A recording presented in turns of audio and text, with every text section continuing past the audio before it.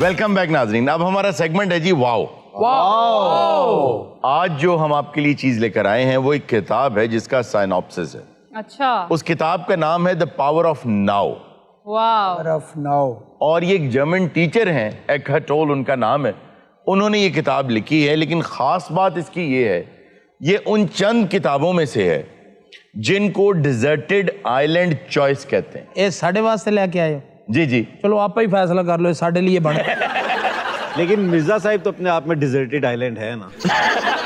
अच्छा नहीं ऐसा ना कहें, चेर्नोबिल कहाँ और आप कहाँ। अच्छा, बात ये हो रही थी कि डिजर्टेड आइलैंड चॉइस उन किताबों को कहा जाता है जो कि वो किताबें हैं कि जब लोगों को ये सवाल किया जाए कि आपको किसी भी जजीरे पर तन्हा छोड़ दिया जाए और आपको ये कहा जाए कि अब यहाँ आपने अकेले रहना है, तो ऐसी कौन सी एक या दो किताबें हैं जो आप साथ लेकर जाना चाहेंगे, तो ये किताब अक्सर लोगों की सरे फहरिस्त होती है। जो आपको किताब बंदे फैमिली तो दूर कर रही है।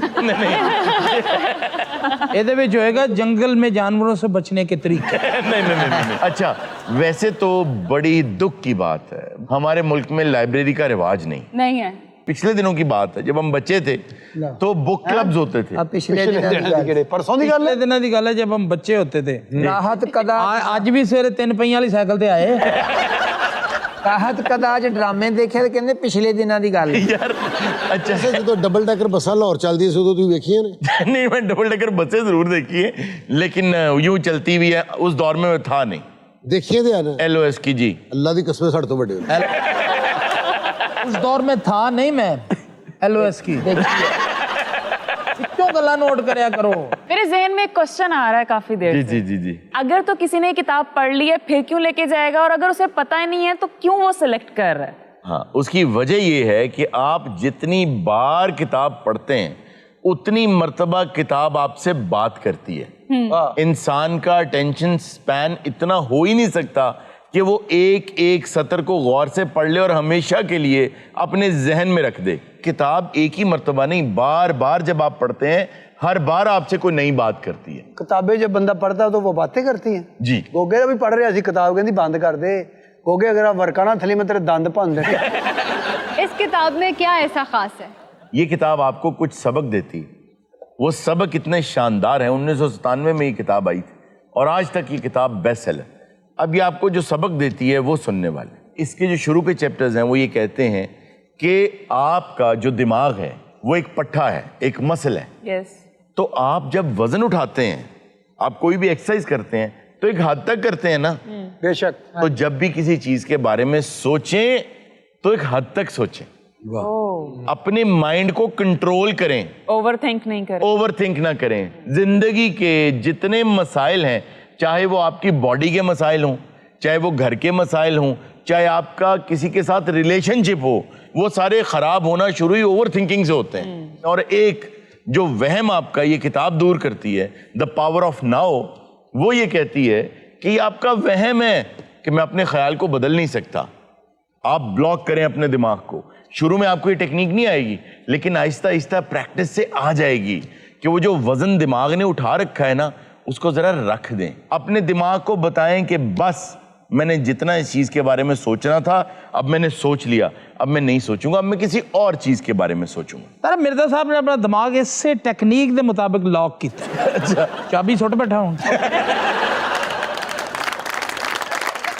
अच्छा जी, ये किताब ये कहती है हर इंसान को सोच चाहिए, गम चाहिए, तकलीफ चाहिए, दुख चाहिए। इंसानी जहन को, जैसे आप एक हंडिया पकाते हैं, आपको लाल मिर्च का अगर चम्मच दिया जाए तो आप नहीं खाएंगे, नहीं खा सकते, लेकिन हंडिया में नहीं होगी तो आप कहेंगे इसमें डालो। इंसानी जिस्म को, इंसानी दिमाग को सोच, तकलीफ, दुख, गम वैसे ही चाहिए होता है जैसे आपको हंडिया में नमक चाहिए होता है। अल्लामा इकबाल की एक नज़्म की अक्सर मैं बात करता हूँ। इब्लीस और जिब्राइल की मुलाकात होती है तो जिब्रील इब्लीस से पूछते हैं कि हमदमे दरीना कैसा है जहाने रंगो बू।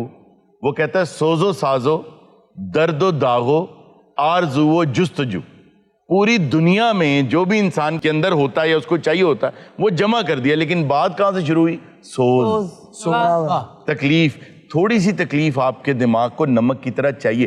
لیکن ہوتا کیا ہے, غلطی کیا ہے؟ غلطی ہم وہاں کرتے ہیں کہ غم ہمیشہ ہوتا ہے گزری ہوئی چیز کا, اب وہ واپس تو نہیں آئے گا.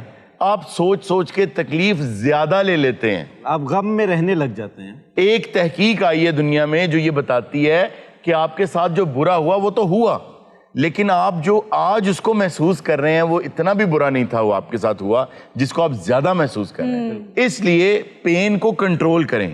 جو ہو گیا اسے اللہ کی رضا سمجھ کے. بالکل, یہی وہ چیز ہے جس کا آپ نے اجر لینا ہے.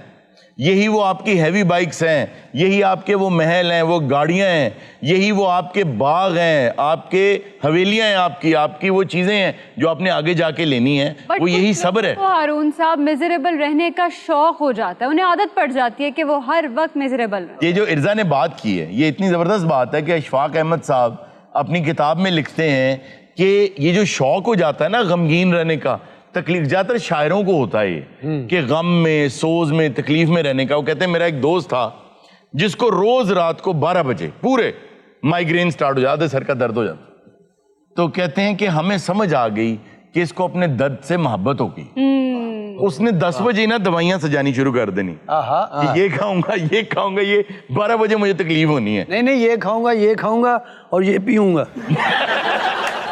صورت ہی واقعی شاعر, جی جی جی پجامہ کرتا صاف ستھرا, جی جی. چہرے تو لگ رہے ہیں بھائی سال ہو گیا روٹی نہیں کھاتا. کچھ لوگ ویسے ہوتے ہیں, they have a problem for every solution. راہ والی جائیے نا جی, ਕੁਲਫੀਆਂ ਦੀ ਰੇਹੜੀ ਤੇ ਇਹੋ ਜਿਹਾ ਬੰਦਾ ਉਹਨਾਂ ਨੇ ਮੈਂਜੇ ਰੱਖਿਆ ਹੁੰਦਾ ਔਰ ਸ਼ਾਮ ਨੂੰ ਤੀਲੇ ਗਿਣ ਕੇ ਹਿਸਾਬ ਕਰ ਰਹੇ ਹੁੰਦੇ. ناظرین یہ تھا آج کا شو. انشاءاللہ آپ سے ملاقات ہوگی نیکسٹ شو میں. اپنا بہت سا خیال رکھیے گا. اللہ حافظ.